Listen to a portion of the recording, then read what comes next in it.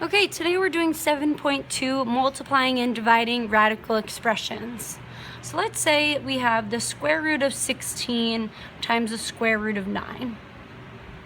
Well, the square root of 16 is 4, times the square root of 9 is a 3, and 4 times 3 is 12.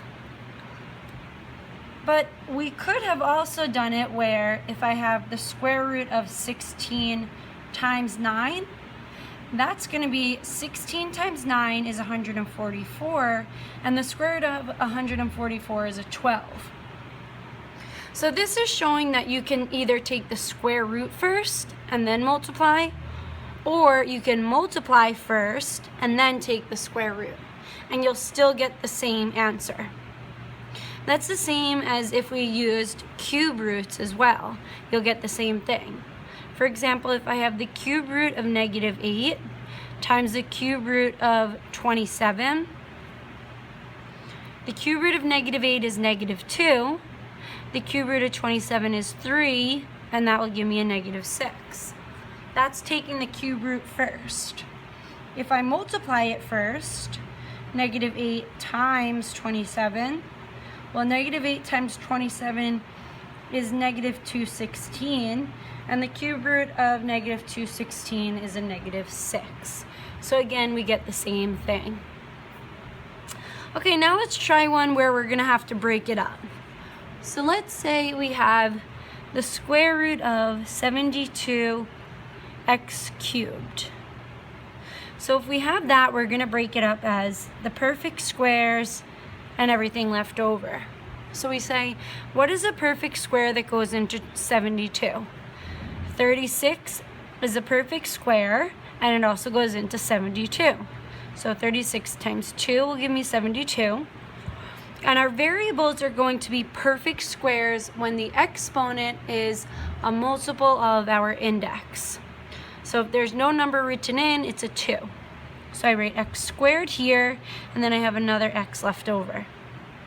So the square root of 36 is 6, and the square root of x squared is x, and then I bring down everything else. So 6x squared of 2x. Okay, let's say we need to multiply first, where I have the cube root of, now we're dealing with cube roots, the cube root of 54 x squared y cubed times the cube root of 5x cubed y to the 4th. So we're going to put it underneath one big cube root first by multiplying. We'll go 54 times 5 is a 270. X squared times x cubed. If you have the same base, you keep the base and you add the exponents. 2 plus 3 is a 5. We have 5 x's now all together. And we'll do the same with the y's. We have 3 plus 4 is 7, so y to the 7th. Okay, so now we're going to again break it up as our perfect cube and everything left over. So the perfect cube that goes into 270 is 27, and 27 times 10 will give us 270. We know that our exponent here has to be a multiple of 3 because that's our index. So we have x cubed, and then we have 2 x's left over for a total of 5. Y to the 7th will break up as we need a multiple of 3 for our exponent, so y to the 6th and y. And then we'll take the cube root of these. Cube root of 27 is 3. The cube root of x to the 3rd is, we're going to use power over root. 3 over 3 is a 1, so x to the 1st are just x. We'll do the same with y to the 6th, so the cube root of y to the 6th is 6 over 3, which is y squared.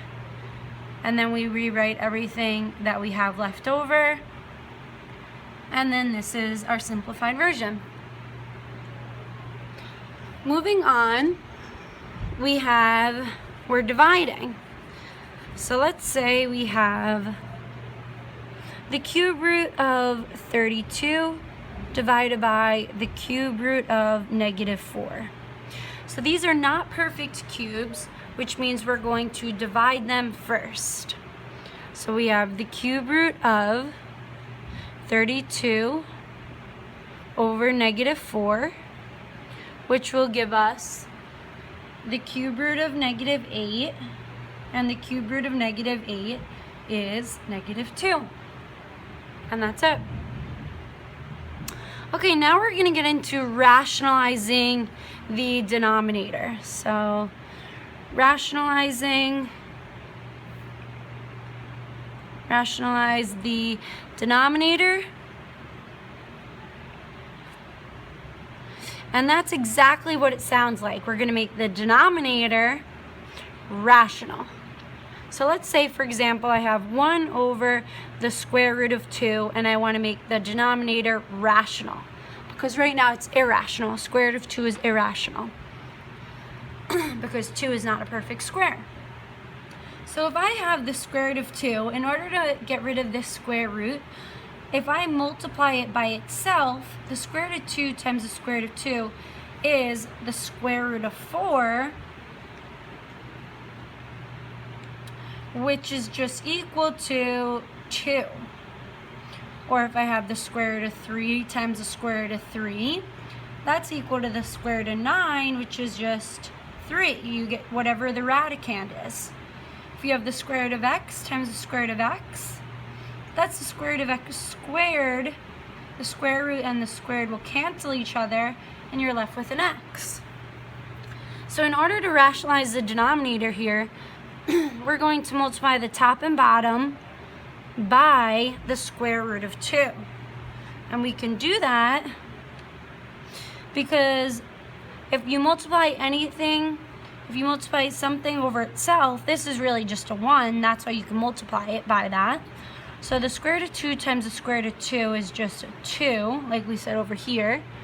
And 1 times the square root of 2 is the square root of 2. We can try another one like that, where we have the square root of x cubed over the square root of 5xy.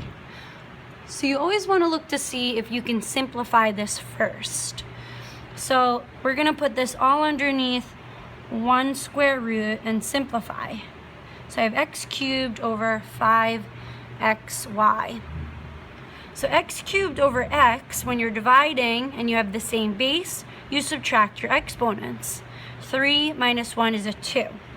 So I have the square root of x squared in the numerator, and in the denominator I have the square root of 5y. But the square root of x squared is just an x, like we showed here before, and that's over the square root of 5y. So if I want to rationalize this, I'm going to multiply the top and bottom by the square root of 5y. And that will give me x square root of 5y all over 5y. You cannot cancel these because one is underneath the square root and one is not. So that's your final answer there. Finally, if we want to rationalize the denominator when we have cube roots, then we're going to need 3 of them all together in order to cancel that out. For example, if I have the cube root of x, in order to get rid of this cube root here, I need to have this be a perfect cube underneath. So I can multiply this as the cube root of x times the cube root of x, because I need 1, 2, 3 of these in order to have the cube root of x cubed. There's 1, 2, 3 x's, and that will just give me an x. Or an easier way to write that would be if I have the cube root of x and I need 3 of them. I have 1 right now, which means I need 2 more. So I would multiply by the cube root of x squared. That's therefore the cube root of x cubed, which is just, again, x. So for example, if I have the cube root of 2 over the cube root of 3x, then I need to get rid of this cube root in the denominator. And in order to do that, I need 3 of them all together to cancel out the cube roots. So I have 1 so far. So I'm going to multiply the top and bottom by, I have 1 3 and I have 1 x. I need 2 more of each. So I'm just going to put this in parentheses and write it as the cube root of 3x squared. And I multiply the top and bottom by that.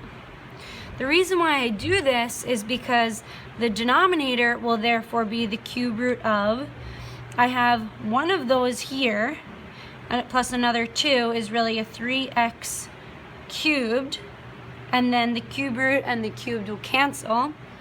And then in the numerator, I have the cube root of 2 times, well, 3 squared is a 9, and x squared is just x squared. Simplifying this, I get a cube root of 2 times 9 is 18, x squared, all over. We said that the cubed root and the cubed will cancel, and we're left with a 3x. And that's it for simplifying when we have cube roots.